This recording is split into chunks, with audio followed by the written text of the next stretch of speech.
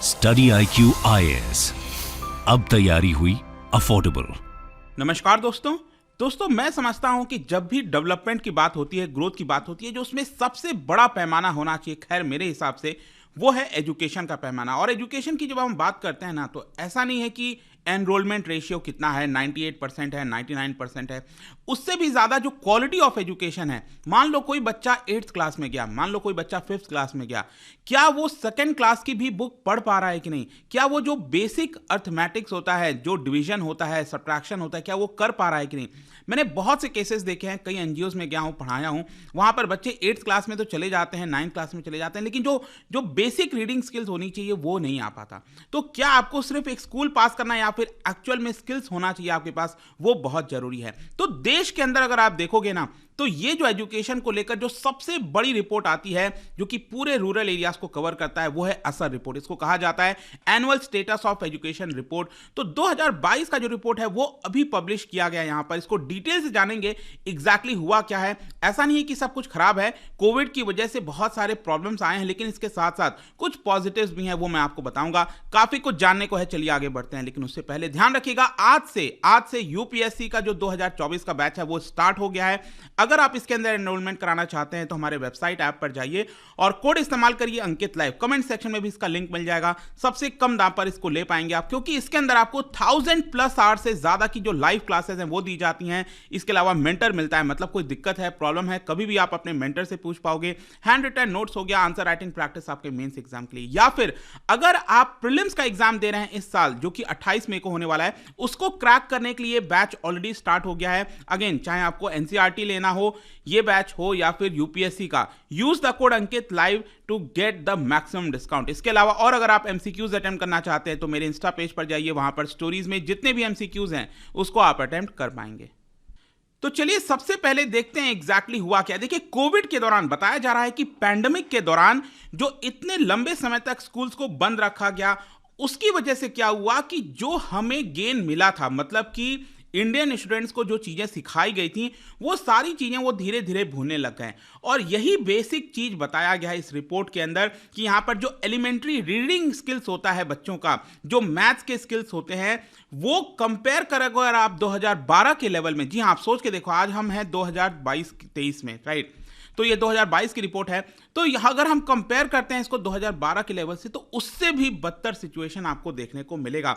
आपको मैं एग्जांपल बताता हूं। यहां पर आप देख सकते हो एक क्लास 5 के जो स्टूडेंट्स हैं, उसमें से सिर्फ 43% क्लास 2 का जो लेवल होता है रीडिंग का, जो टेक्स्ट होता है, उसको वो पढ़ पाते हैं। सिर्फ 26% बच्चे ऐसे हैं क्लास 5 के जो कि डिवाइड कर सकते हैं नंबर्स को। अगर आप इसको 2012 से कंपेयर करो तो 47% हुआ करता था। सोच के देखिए, जो रीडिंग स्किल्स था क्लास 5 के बच्चों का 2012 में, वो 47% था। तो ये एक्चुअल में और घट गया, 47% से 43% आ गया। अगेन, इस ग्राफ में आप देख सकते हो कि 2012 में क्या सिचुएशन थी, उसके मुकाबले ये जो हुआ है ना कोविड पैंडेमिक की वजह से, जिसकी वजह से यहाँ पर बच्चे भूल गए। क्योंकि होता भी है, आपको याद होगा, मुझे तो याद है शायद बचपन में, कि जब लंबा छुट्टी होता था, स्पेशली समर ब्रेक्स वगैरह होता था, ऐसा लगता था मतलब थोड़ा टाइम लग जाता था एडजस्ट करने में, राइट? कुछ वैसा ही सिचुएशन। और कोविड में तो लंबे समय तक, लगभग साल भर का लॉस हुआ था, आप सबको पता है, राइट? इसके साथ साथ यहाँ पर भी आप देख सकते हो डिवीजन के केस में क्लास 5 की जो स्टूडेंट्स हैं, क्लास 8th के स्टूडेंट, उनका भी हाल कुछ वैसा ही है। यहां पर आप देख सकते हो 2012 में कितने बच्चे पढ़ पाते थे, लिख पाते थे, तो उनकी संख्या लगातार यहां पर भी आपको घटते हुए देखने को मिलेगी। मतलब कि बेसिक चीज यही है कि जो कोविड हुआ, उसकी वजह से जो हमने गेन हासिल किया था भारत के अंदर, वो थोड़ा सा अब नीचे चला गया है। पूरे ओवरऑल इंडिया में देखिए तो जो सिचुएशन अच्छी है, जहां पर 60% से ज्यादा बच्चे क्लास 5 के जो पढ़ सकते हैं, जो क्लास 2 लेवल के पढ़ सकते हैं, वो आप देख सकते हो या तो हरियाणा में है, पंजाब में अच्छा सिचुएशन है, नॉर्थ ईस्ट में आप देखोगे तो यहाँ पर मणिपुर एक बेटर सिचुएशन है, केरला हो गया साउथ के अंदर। बाकी सभी राज्यों में ज़्यादातर आप देखिए, इनफैक्ट जब हम कहते हैं ना कि बहुत प्रगतिशील कर रहे हैं देश, ग्रोथ बहुत अच्छा है, गुजरात है, महाराष्ट्र की बात करिए, हर जगह, तमिलनाडु में, मतलब कई जगह आपको सिचुएशन बहुत ही ज़्यादा बदतर देखने को मिलेगा। इनफैक्ट तमिलनाडु में आप देखोगे तो सबसे ज़्यादा खराब सिचुएशन है। अब देखिए ये जो रिपोर्ट है ना, असर का रिपोर्ट, ये ध्यान रखिएगा, annual status of education report इसको कहते हैं। सबसे पहली बार 2005 में इसको लाया गया था और ये नॉन प्रॉफिट ऑर्गेनाइजेशन है जिसका नाम है प्रथम, उनके द्वारा यहां पर किया जाता है। ये लार्ज स्केल रूरल सर्वे है, सबसे पहले ध्यान रखना आपको एग्जाम पर्सपेक्टिव से, ये रूरल सर्वे होता है जो कि बच्चों की जो रीडिंग और न्यूमेरिकल एबिलिटीज होता है उसको ट्रैक करता रहता है। इस बार अगर आप देखोगे 2022 वाले सर्वे में, 2022 का बेसिकली जो लास्ट के कुछ महीना था उसमें ये सर्वे किया गया, 7 लाख से ज्यादा जो स्कूल स्टूडेंट्स हैं उनका सर्वे किया गया था 616 डिस्ट्रिक्ट में। और 2020 में क्या था कि फुल फ्लेज सर्वे नहीं हो पाया था, तो पिछली बार जो फुल स्केल का सर्वे हुआ था 2018 में, और अब जाकर फाइनली फुल स्केल का सर्वे यहां पर किया गया है। लेकिन जैसा कि मैं आपको पहले भी बोल रहा था कि सब कुछ खराब नहीं है, यहां पर कुछ चीजें ठीक ठाक भी हैं। जैसे कि अगर हम देखें 2020 के लॉकडाउन के दौरान ये एक्सपेक्टेड भी था, ऐसा नहीं है कि हम एक्सपेक्ट नहीं कर रहे थे, लेकिन 2020 में यहां पर जो एक्सपेक्ट कर रहे थे कि इतना बड़ा फॉल आएगा, कुछ ज्यादा ही सिचुएशन खराब हो जाएगी, वैसा भी नहीं हुआ है, ये भी आपको ध्यान रखना है। इनफैक्ट यहां पर मैं आपको बताता हूं कि 2021 में कुछ राज्यों के अंदर सर्वे किया गया, कर्नाटका, छत्तीसगढ़, वेस्ट बंगाल के अंदर, तो वहां पर जो सिचुएशन आया था बहुत ही ज्यादा चिंताजनक था 2021, क्योंकि वो कोविड पैंडेमिक चल ही रहा था 2021 में भी। तो वहां पर जो सिचुएशन आया था कि जो ड्रॉप हो रहे हैं बच्चे, स्कूल से बाहर जा रहे हैं, वो सिचुएशन कहीं ना कहीं रिकवर हो गई है। वैसा बदतर सिचुएशन में हम नहीं जा रहे हैं। लेकिन इसके साथ साथ यहां पर अगर हम एनरोलमेंट की बात करें, पैरिटी की बात करें, मेल और फीमेल में कितना डिफरेंस हो रहा है, तो वो भी मैं आपको बताना चाहता हूं। यहां पर एनरोलमेंट रेशियो अगर आप देखोगे तो ये बेटर हुआ है इनफैक्ट, ठीक है। एनरोलमेंट मतलब कि एडमिशंस कितने लिए हैं, तो 6 से 14 साल के एज ग्रुप में अगर आप देखोगे तो एनरोलमेंट रेशियो 2018 में 97.2% था, ये बढ़कर अब हो गया है 98.4%। मतलब कि जो मैं आपको बोल रहा था ना कि ड्रॉप आउट हो जाएंगे, स्कूल से बाहर चले जाएंगे, अपना एडमिशंस कटा लेंगे स्कूल से, वैसा भी सिचुएशन नहीं हुआ है। इनफैक्ट छोटा बहुत सर्वे भी किया गया था 2020 में, उसमें अचानक से एनरोलमेंट रेशियो में कमी आई थी, लेकिन वापस से अब इसमें यहां पर सुधार हो गया। लेकिन इसके साथ साथ आपको यह भी ध्यान रखना है, कोई बच्चा अगर एडमिशन ले रहा है इसका मतलब यह थोड़ी है कि वो हर दिन स्कूल भी आएगा। अटेंडेंस का सिचुएशन जरूरी नहीं है अच्छा है। कई वर्षों से अगर आप देखोगे ना, तो भले ही हमारा एनरोलमेंट रेशियो 96%, 97%, 98% वैसा आपको देखने को मिलेगा, लेकिन आपको पता है जो अटेंडेंस है वो कितना है, it is just around 72%। Despite सरकार ने कोशिश किया है कि टीचर्स का जो अटेंडेंस है वो बढ़ता रहे, तो टीचर आने के बावजूद भी यहाँ पर स्टूडेंट्स का अटेंडेंस अभी भी बहुत कम है। इसके अलावा अगर हम गर्ल्स की बात करें 15 से 16 ईयर्स के एज ग्रुप में, उनका एनरोलमेंट रेशियो काफ़ी अच्छा देखने को मिलेगा। इनफैक्ट पहले क्या था कि गर्ल्स का एनरोलमेंट रेशियो काफ़ी कम था और बॉयज़ का ज़्यादा था, लेकिन ये गैप अब कम हुआ है। जो हम पैरिटी की बात कर रहे हैं ना, आप देख सकते हो 2006 में यहाँ पर गैप काफ़ी ज़्यादा हुआ करता था, लेकिन 2012 में आप देख सकते हो धीरे धीरे करके जो गैप है वो कम होता गया, और 2022 में आप देख सकते हो कम हो गया है, काफ़ी गैप कम है, मतलब कि पैरिटी की तरफ बढ़ रहे हैं।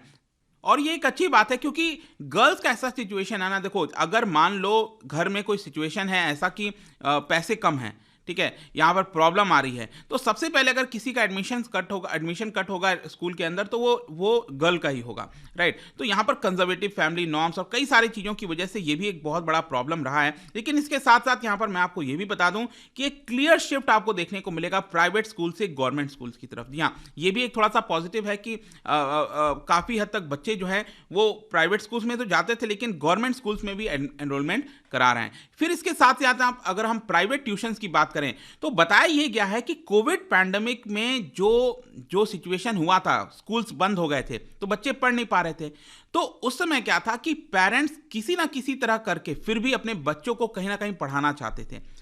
तो बताया यह जा रहा है कि लगभग 30% क्लास 1 से लेकर क्लास 8 के स्टूडेंट्स का अगर आप देखोगे तो 30% बच्चों ने प्राइवेट ट्यूशंस लिया था।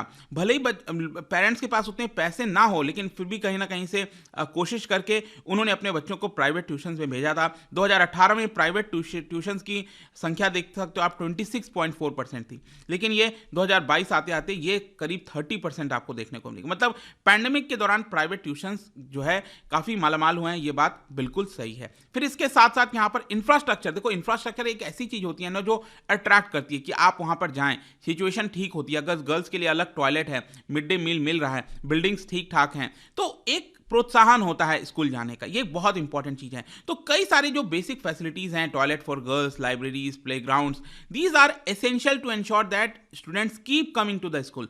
फिर अगर हम देखें तो कोविड के दौरान ऐसा लग रहा था कि शायद इसमें प्रोग्रेस नहीं होगा क्योंकि स्कूल्स बंद हो रहे थे, बच्चे नहीं आ रहे थे, तो ऐसा नहीं है। यहां पर इंफ्रास्ट्रक्चर पर काफी हद तक ध्यान दिया गया है, ऑल्दो बहुत सारी जो फैसिलिटीज हैं वो अभी भी इनएडिक्वेट हैं। यहां पर आप देख सकते हो कि मिड डे मील कितना सर्व किया जाता है डेली बेसिस पर, ठीक ठाक है, 90% के आसपास है। ड्रिंकिंग वाटर कितनी जगह पर अवेलेबल है परसेंटेज के टर्म्स में, 76%। प्लेग्राउंड कहाँ पर है, कितने परसेंट से स्कूल्स में है, ठीक है। यहाँ पर इसके अलावा लाइब्रेरी बुक्स कितनी जगह आपको मिलेगा जहाँ पर बच्चे इस्तेमाल करते हैं, कंप्यूटर कितने स्कूल्स में अवेलेबल है, ये इसकी संख्या बहुत कम है, अभी भी 22%।